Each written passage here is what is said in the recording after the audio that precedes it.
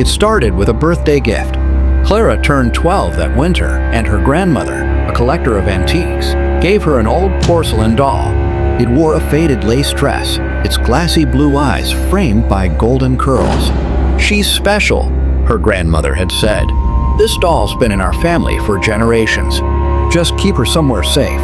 Clara placed the doll on her bedroom shelf, where it stared straight at her bed. At first, she didn't mind.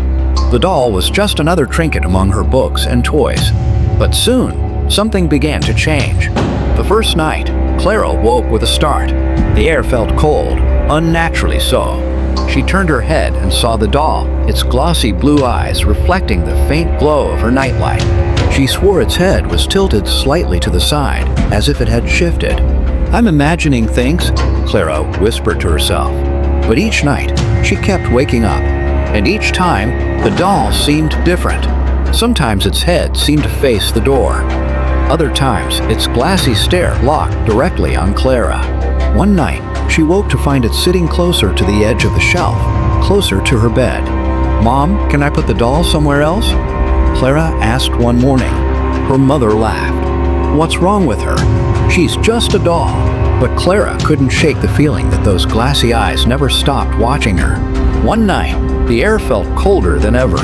Clara awoke to soft creaking sounds, faint but unmistakable. Her eyes flicked to the shelf. The doll was gone. Heart hammering, she flicked on her lamp. The doll was sitting on her desk, its unblinking eyes turned toward her. "Mom!" Clara screamed. By the time her mother arrived, the doll was back on the shelf. "It was on my desk," Clara stammered. "It moved," her mother sighed. "You probably knocked it down, sweetheart. Go back to bed." The next night, Clara buried the doll in her closet beneath a pile of blankets. She checked twice to make sure it was still there. But when she woke in the dead of night, it was sitting on her pillow, facing her with those soulless glass eyes inches from her face. She screamed again. This time her father was furious. "Enough, Clara. It's just a doll." But Clara knew better. The thing was moving and watching. Terrified, Clara tried to get rid of it. She snuck the doll into a trash bag, stuffed it inside the garbage can at the end of the driveway, and waited. That night, for the first time in weeks, she fell into a deep, dreamless sleep. But the next morning, the doll was sitting on her bed, its dress slightly torn, dirt smeared across its porcelain face. Clara sobbed as she threw it into the woods behind her house, hurling it as far as she could. But the following night, the cold air returned, and Clara awoke to the sound of tiny footsteps across her wooden floor.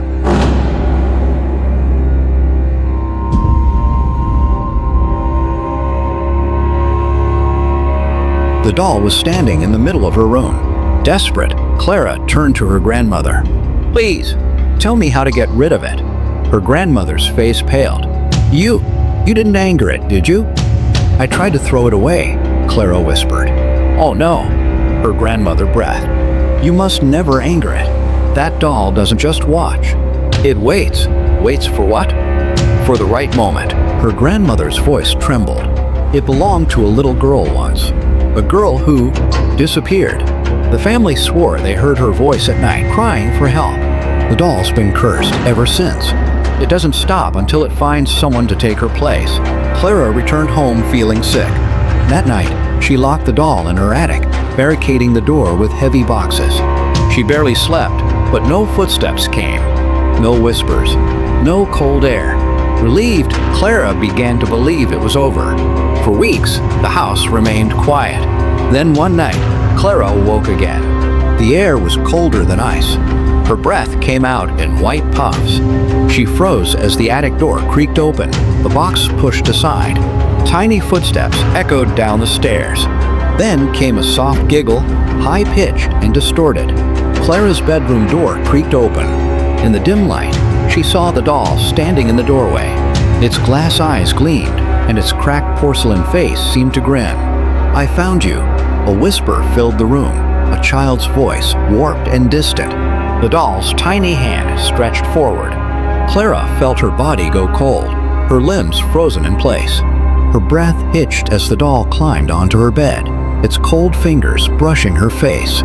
The whispers grew louder, distorted, chattering voices calling her name. Faces appeared behind the doll, shadowy figures of children with hollow eyes and twisted smiles. They swayed and whispered in a language Clara couldn't understand. The doll's fingers dug into her skin. Clara couldn't scream, couldn't move. She felt her chest tighten, her breath growing shallower. The last thing Clara remembered was those unblinking glass eyes inches from her own. When her parents found her the next morning, Clara's face was pale and her body ice cold. Her eyes were frozen wide open, just like the doll's. And there, on her pillow, the doll sat once more, grinning. Weeks later, Clara's parents donated her belongings to charity. The doll ended up in a small antique store across town. The store owner placed it in the front window. That night, a mother walked by with her young daughter. The child tugged her mother's sleeve, pointing excitedly at the window. "Look, Mommy," she giggled. "That doll, it's smiling at me." If this story made your skin crawl, be sure to like and subscribe for more spine-chilling tales. Have you ever had a toy or object that seemed to move on its own? Let me know in the comments.